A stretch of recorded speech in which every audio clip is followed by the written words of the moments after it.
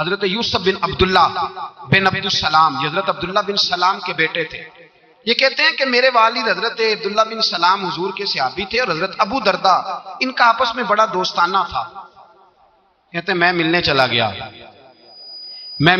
گیا، حضرت سیدنا ابو دردہ بیمار تھے، تیمارداری کرنے گیا۔ کہتے ہیں میں جب گیا تو مجھ سے کہنے لگے بھتیجے تو کیسے آ گیا؟ میں نے کہا آپ کا اور میرے ابا جی کا یارانہ بڑا تھا، دوستی نبھانے آیا ہوں، تو آپ پر آخری وقت تھا، نزع کا عالم تھا، میں نے کہا کوئی نصیحت کرے۔ تو حضرت ابو دردہ کہنے لگے بیٹا مجھ پر وہ وقت ہے کہ بہت بڑا جھوٹا بھی اس وقت میں سچ ہی بولتا ہے، اس وقت میں سچ بولتا ہے، سچ۔ آپ فرمانے لگے میں رسول اللہ کا غلام رہا ہوں، ابو بکر صدیق کا مشیر رہا ہوں، فاروق اعظم کا مشیر رہا ہوں، میں نے صحابہ کے ساتھ وقت گزارا ہے، جاتے جاتے تجھے نصیحت کر رہا ہوں، پلے سے باندھ لینا۔ حضرت یوسف بن عبداللہ بن سلام کہنے لگے حضور کہیے۔ فرمانے لگے بیٹا سجدہ کبھی نہ چھوڑنا، سجدہ نہ چھوڑنا۔ حضور کیا ملتا ہے؟ فرمایا میں نے اپنے نبی سے سنا ہے کہ بندہ رب کے سب سے زیادہ قریب اس وقت ہوتا ہے جب اس نے اپنا سر سجدے میں رکھا ہوتا ہے، اللہ کے قریب ہوتا ہے۔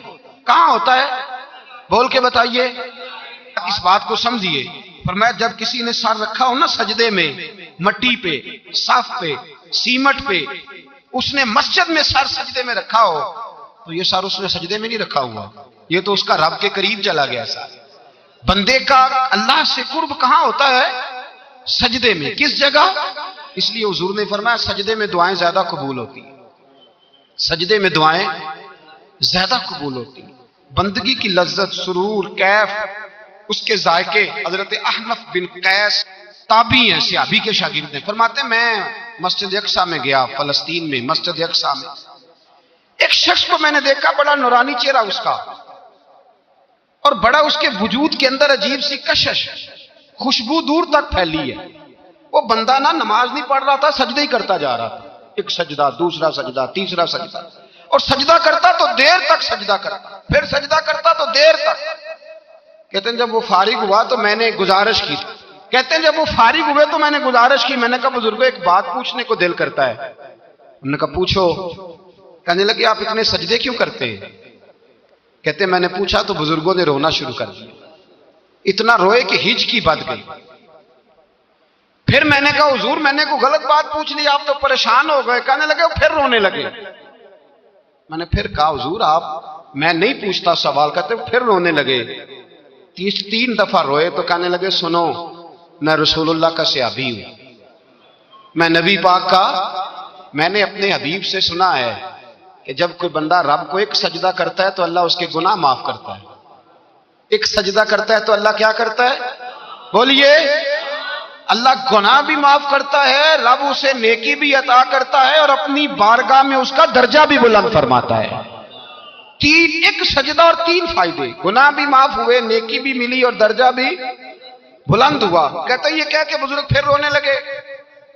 جب وہ خاموش ہوئے میں نے کہا حضور اگر ناراض نہ ہو تو مجھ پر تو کیفیت ہی عجیب طاری ہو گئی ہے، آپ کے اس رنگ نے میرا بھی رنگ بدل دیا ہے، پوچھ سکتا ہوں آپ کون ہیں؟ پوچھ سکتا ہوں آپ کون ہیں؟ کہتے جب میں نے سوال کیا تو انہوں نے پھر آنسو پونچھے، کہنے لگے میں رسول اللہ کا نوکر ابو ذر غفاری ہوں، میں ابو ذر غفاری ہوں، میں اپنی زندگی سجدے میں بتانا چاہتا ہوں، میں وقت اللہ کے حضور سجدہ کر۔ حضرت عمر فاروق رضی اللہ تعالیٰ عنہ نکلے عید کا خطبہ دینے کے لیے، تو بیوی سے کہنے لگے جوتا، اس نے کہا صاحب اتنی دفعہ ٹوٹا ہے اب گانٹھا نہیں جا سکتا، اتنی دفعہ ٹوٹا ہے کہ اب دوبارہ پیمند نہیں لگ سکتے۔ تو حضرت عمر کہنے لگے چل کوئی حرج نہیں ہے، بغیر جوتے کے ننگے پیر ہی چلتے ہیں، کوئی حرج نہیں۔ تو کہنے لگے لوگ کیا کہیں گے؟ فرمایا چپ کر، لوگ جس دن عمر نے یہ دیکھ لیا نا لوگ اس کے بارے میں کیا کہتے ہیں، اس دن عمر نہیں رہے گا۔ تو کہا پھر آپ کا نظریہ کیا ہے؟ فرمایا میرا نظریہ یہ ہے کہ رب رسول میرے بارے میں کیا کہتے ہیں، لوگوں کا کیا ہے، لوگ کل کسی کے بارے میں کچھ کہتے ہیں اور پرسوں کچھ کہتے ہیں، میرا نظریہ یہ ہے کہ رب رسول میرے بارے میں ننگے پیر عمر جا رہے ہیں۔ کون جی؟ میں بڑا ماڑا۔ اچھا جناب کیا غربت ہے؟ 10 قسم کے جوڑے لٹکے ہوئے ہیں کمرے میں، اور پہننے کی فرصت نہیں، سویرے کیا پہننا ہے، شام کیا پہننا ہے، 15 سوٹ کٹھے استری ہو کے لانڈری والا بھیج رہا ہے، اور تو غریب ہے، تو بہت بڑا غریب ہے۔ اس لیے کہ غربت پیسوں کی وجہ سے نہیں ہوتی، غربت تو دل کی ہوتی ہے۔ تو واقعی بڑا غریب ہے اور تو غریب ہی رہے گا۔ امیر تو عمر فاروق تھے، عمر فاروق تھے جو ننگے پاؤں چلے گئے عید کی نماز پڑھانے، تو رستے میں جو ملا کہنے لگا عمر جوتا تو پہن لو۔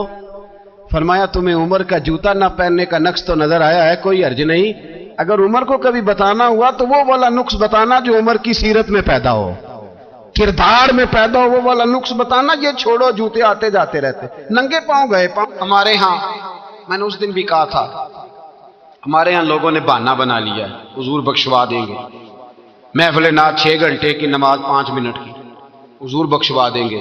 سنو نا، جنہیں حضور بخشوا رہے ہیں حضور انہیں بتا کیا رہے ہیں، حضور انہیں بتا کیا رہے ہیں؟ اللہ اکبر، کیا انداز ہے۔ حضرت ربیعہ بن کعب کہتے ہیں میں حضور کو وضو کرایا کرتا تھا، بخاری مسلم۔ ایک دن حضور نے فرمایا سل یا ربیعہ، ربیعہ کچھ مانگ لو، تو کہتے ہیں میں نے مانگا تو پھر میں نے بھی وہ چیز مانگی جو سب سے قیمتی تھی۔ میں نے کہا حضور جنت میں وہ والا مکان چاہیے جس کی دیوار کے دوسری جانب آپ کا حجرہ انور ہو، جس کی دوسری سائڈ پہ آپ کا گھر ہو، تو اڈی میری کاند سانجی ہو گئی، وہ والا مکان چاہیے۔ نبی پاک نے فرمایا جا تجھے دیا، جا تجھے، بولیے جا تجھے، کمال ہو گئی، جا تجھے دیا۔ کون دیتا ہے؟ دینے کو منہ چاہیے، دینے والا ہے سچا ہمارا، میں جا تجھے دیا۔ ایک میری بات یاد رکھنا، حضور کیا فرمایا اپنی زندگی میں سجدے زیادہ کرنا۔ کیا زیادہ کرنا؟ چلو سارے بولے ایک دفعہ، کیا کرا؟ کیا زیادہ کرنے؟ تو حضور بھی فرماتے ہیں میرا جنت میں پڑوسی وہ ہوگا جو سجدے زیادہ کر کے آئے گا۔ تو میرے بھائی اگر تو سجدہ ہی نہیں کرتا، تو اس لذت سے ہی ناشنا ہے، نماز جلدی کی، باقی سارے کام لیٹ کے، مسجدوں میں بیٹھے ہیں لوگ، خوش گپیاں چل رہی ہیں، بڑے بڑی لمبی، نماز کا وقت آیا تو چھوٹی ہو گئی، فٹافٹ کرو۔ نماز، عبادت، ریاضت، یہ تو بندے کو اللہ کے قریب۔ حضرت عبداللہ بن جعفر، حضرت جعفر طیار کے بیٹے تھے، نبی پاک کی پھوپھی کے بیٹے تھے حضرت زبیر بن عوام رضی اللہ تعالیٰ، وہ انتقال کر گئے۔ ان کا جب وصال ہوا تو 10 لاکھ دینار کا قرضہ تھا ان پر، اور جو زمین انہوں نے چھوڑی وہ زمین بنجر تھی۔ لو سن لے، جن پر قرضہ چڑھا ہوا ہے وہ نسخہ بھی سن لے، جن پہ قرضے ہیں نا، جو تنگ دست ہیں، جو روز رکے بھیجتے ہیں دعاؤں کے کہ بڑی پریشانیاں بڑی پریشانیاں، وہ وظیفہ سنیں، وہ وظیفہ سنیں۔ ہمارے زمانے میں وظیفے لینے کا رواج نہیں، تویز لینے کا رواج ہے۔ لینا چاہیے، تویز بری چیز نہیں، اچھی چیز ہے، لیکن زیادہ کام برکت والا کیا ہے؟ اللہ اللہ کرنا۔ کیا کام ہے؟ سجدہ کرنا برکت والا کام ہے۔ حضرت عبداللہ بن جعفر طیار کہتے ہیں میں نے قرضہ لینا تھا زبیر بن عوام سے، وہ وصال کر گئے، میں ان کے بیٹے کے پاس گیا، عبداللہ بن زبیر کے پاس۔ میں نے کہا پیسے لینے تھے، کہا بالکل لینے ہیں، میرے ابا جی مجھے وصیت کر کے گئے، لکھ کے گئے کہ یہ پیسے دینے، اور وہ یہ لکھ کے گئے ہیں، میں زندگی بھر کوشش کرتا رہا ہوں، ادا نہیں ہو سکے، بیٹا تیری ذمہ داری ہے میرے قرضے ادا کرنا۔ عبداللہ بن زبیر رضی اللہ تعالیٰ عنہ کہنے لگے میں انشاءاللہ آپ کی رقم دے دوں گا۔ تو عبداللہ بن جعفر طیار کہنے لگے بھائی ہم دونوں آپس میں ہیں، کوئی شے نہیں چھوڑ کے گئے آپ کے ابا جی، کوئی چیز نہیں، توجہ ہے میری بات پر؟ یہ صحابہ کا ذرا انداز دیکھیے گا بندگی کا، کوئی چیز نہیں چھوڑی۔ حضرت زبیر بن عوام کہنے لگے ایک زمین کا ٹکڑا ہے وہ بھی بنجر ہے، اس میں بھی کوئی کھیتی نہیں اگتی، سبزہ نہیں ہوتا، بنجر ہے، پانی کوئی نہیں، اور وہ اتنی خشک ریتلی زمین ہے کہ بڑا مشکل کام ہے وہاں سیراب کرنا، بے آباد زمین ہے۔ حضرت سیدنا عبداللہ بن جعفر کہنے لگے تو اس طرح کر، وہ مجھے ساری نہ دے، اس میں سے تھوڑی سی مجھے دے دے، میں 10 لاکھ دینار کے عوض وہی رکھ لیتا، تیرے باپ کا قرضہ ادا ہو گیا، دے تو صحیح۔ انہوں نے کہا آپ کیا کریں گے، وہ تو کسی کام کی نہیں، چند کوڑیوں کی بھی نہیں، پر میں مجھے دے دو، میں جانوں اور میرا کام جانے۔ او بھائی یہ تھے بندگی والے لوگ، یہ تھے جن کا رب سے رشتہ ہے، جنہوں نے حضور کے صلی اللہ علیہ وسلم کے پاس بیٹھ کر بندگی سیکھی تھی۔ کہتے زمین کا ٹکڑا لے لیا، بنجر بے آباد ریتلی زمین، جب میرے حصے میں آئی پہلے دن اپنے غلام سے کہنے لگے جو جگہ تجھے زیادہ سخت لگتی ہے نا وہاں میرا مصلی بچھا دے، جو تجھے زیادہ بنجر بے آباد لگتی ہے وہاں مصلی بچھا، مصلی بچھا۔ غلام نے مصلی بچھایا تو عبداللہ بن جعفر نے اللہ اکبر کہہ کے نیت باندھی، یہ حضرت جعفر طیار کے بیٹے ہیں، حضرت علی کے بھتیجے.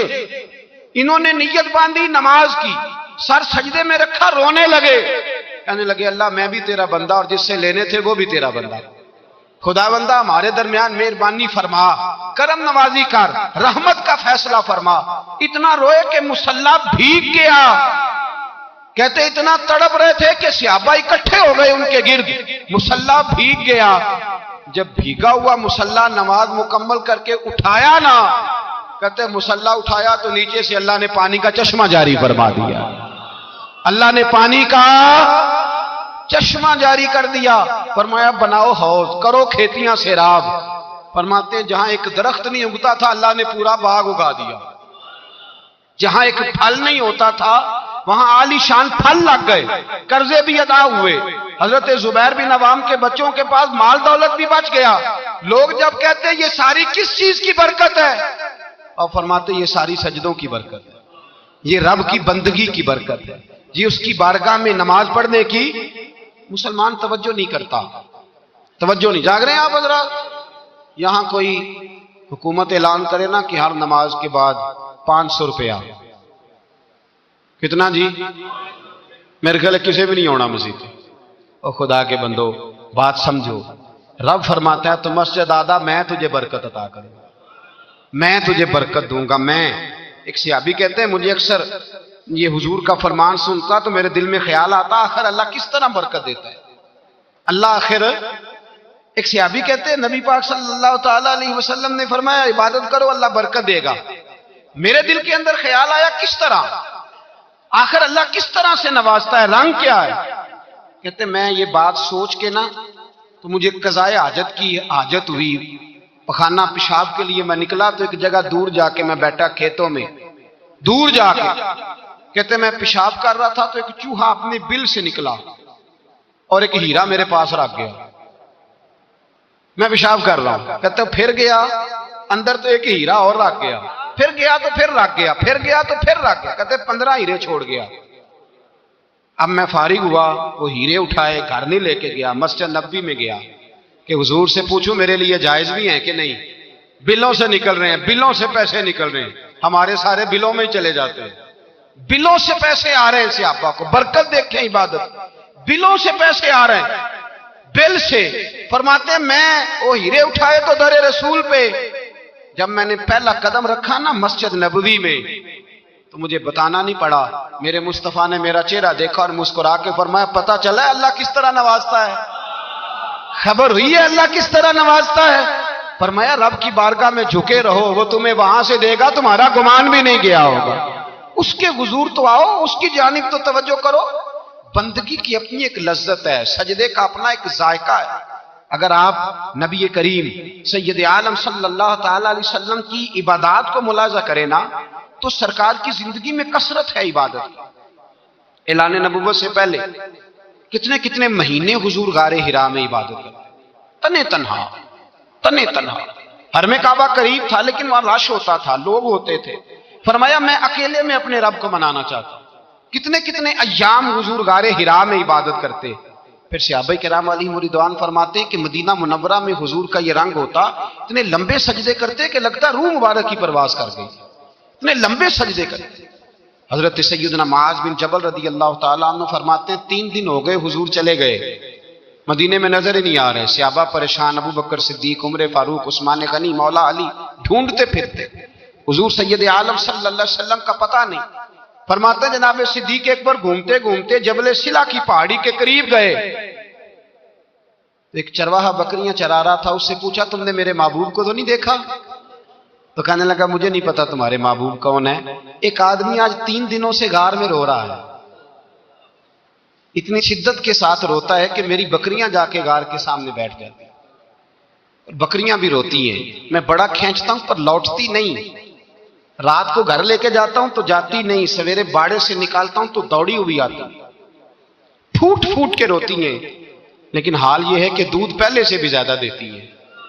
حضرت ابو بکر صدیق کہنے لگے یہی تو میرے رسول پاک علیہ السلام کے نبی ہونے کی علامت. اس صحابہ کو بلایا. 3 دن سے حضور سجدے میں ہیں. کتنے دنوں سے؟ یہاں سجدہ لمبا ہو جائے تو امام کے پیچھے لوگ بھاگنے لگتے ہیں کہ صاحب آپ تو فارغ ہیں، مجھے تو ڈیوٹی پہ بھی جانا تھا۔ 3 دن سے حضور سجدے میں، اتنا طویل سجدہ، اتنا طویل، صحابہ کہتے ہیں قدموں میں جا کے لگے، محبوبہ بس کریں آ جائیں۔ حضور نے فرمایا رب نے سورہ ہود نازل کر دی ہے، سخت حکم آ گئے ہیں۔ وہ کہتا ہے میں تیری امت سے حساب پوچھوں گا، میں اپنے رب کو منا رہا ہوں، بکر جاؤ مجھے منا لینے دو۔ حضور نے ہمیں بتلایا ہے کہ رب کو سجدہ کریں تو رب مانتا ہے، اس کو منانے کا طریقہ سجدہ کرنا ہے، جھکنا ہے، عبادت کرنا ہے۔ کہا وہ مانے گا تو میں آؤں گا۔ تڑپ گئے صحابہ۔ اور ایک روایت ایسی بھی ہے کہ جب بات نہ بنی تو حضرت فاطمہ سے عرض کیا۔ حضرت فاطمہ شام کا سناٹا چھایا، اپنے آپ کو کپڑوں میں لپیٹا، دائیں بائیں شہزادوں کے لیا تو حضور کی بارگاہ میں گئیں، کہنے لگی محبوبہ بس کریں گھر آ جائے، مدینہ سونا ہو گیا ہے، مسجد نبی کی دیواریں بھی روتی ہیں، یا رسول اللہ ستون مجھ سے آپ کا پوچھتے ہیں گھر آئیں۔ نبی پاک نے فرمایا فاطمہ تو بھی دعا کر، میں بھی دعا کرتا ہوں۔ حضرت فاطمہ بھی ساتھ والے کونے میں سجدے میں گر گئی، پھر دعا ہوئی، پھر التجا ہوئی۔ حضرت جبریل آئے، کہنے لگے محبوبہ رب کہتا ہے سار اٹھاؤ، وَلَسَوْفَ يُؤْتِيكَ رَبُّكَ فَتَرْضَىٰ، اللہ فرماتا ہے میں آپ کو اتنا دوں گا کہ آپ مجھ سے راضی ہو جائیں گے۔ تو حضور تو سجدے کے عالم میں۔ حضرت سیدنا عبد الرحمن ابن عوف کہتے ہیں میں حضور کے ساتھ تھا، ہم مسجد نبی سے نکلے تو سامنے ایک باغ آیا، حضور فٹافٹ گئے اور باغ میں سر سجدے میں رکھ دیا۔ دیر تک حضور نے سجدہ کیا، اتنا لمبا کہ جیسے کسی کی روح پرواز کر گئی۔ کہتے میں حضور فارغ ہوئے تو عرض کی حضور اتنے لمبے سجدے کی وجہ؟ تو فرمایا میرے پاس جبریل آئے تھے اور انہوں نے کہا یا رسول اللہ رب کہتا ہے آپ کا جو امتی ایک بار درود پڑے گا اللہ اس پہ 10 رحمت